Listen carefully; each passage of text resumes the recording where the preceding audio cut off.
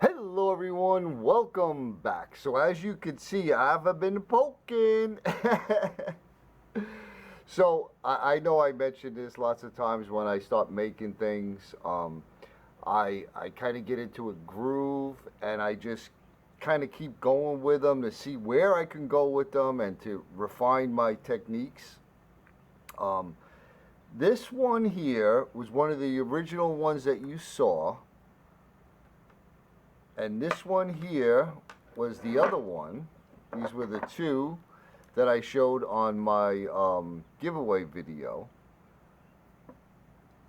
And then I decided to make some different sizes. So what I came up with was this version.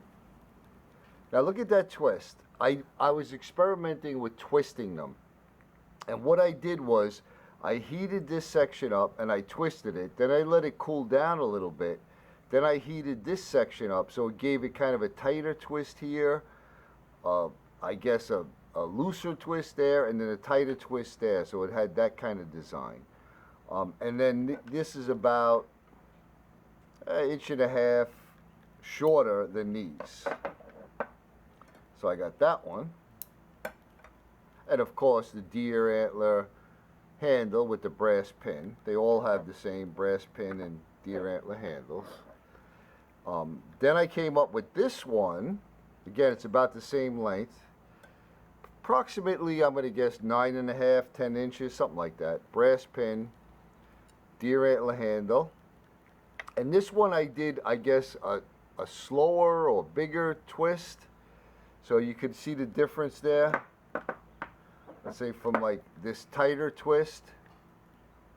Just gives it a little bit of a different look. Then I wanted to make a couple even shorter, because I know a lot of folks they kind of they're closer. Like if you ever watch Dean from Orion, he's sitting right in front of his whatever fire he's making, whether he's using the manger or what. He's literally right in front of it. So having a big long one would probably be like a disadvantage over having a short one. So this one, what I did was I concentrated the heat right here, twisted it very, very tightly, let it cool. Then I did the same thing here and I made this little double twist. I really dig this one. It looks really nice. Then I did this one with the basic you know, the curls that I kind of been doing, sort of in between the looser one and the tighter one, but again a short one. I'm going to estimate, without having a ruler in front of me, these are about 7.5 inches long with the deer antler handle.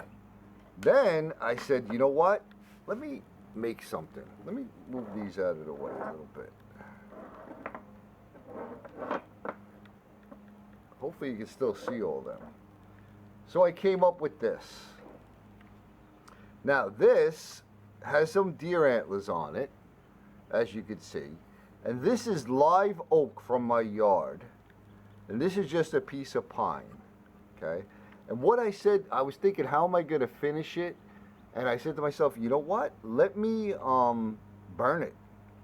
So I burned it to get this nice brown color, and I distressed the base. If you never distress anything, you're basically just banging it with a hammer.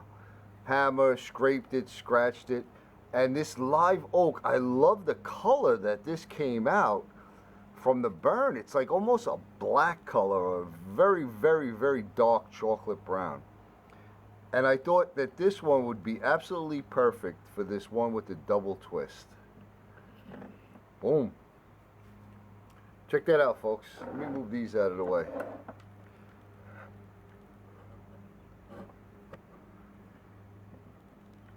Check out how that looks. I think it just looks great. It matches with the deer antlers. And then the wood, like I said, you could just jam that right in there right after you're poking a fire and you're all good to go. So there you have it, folks. A bunch of new pokers.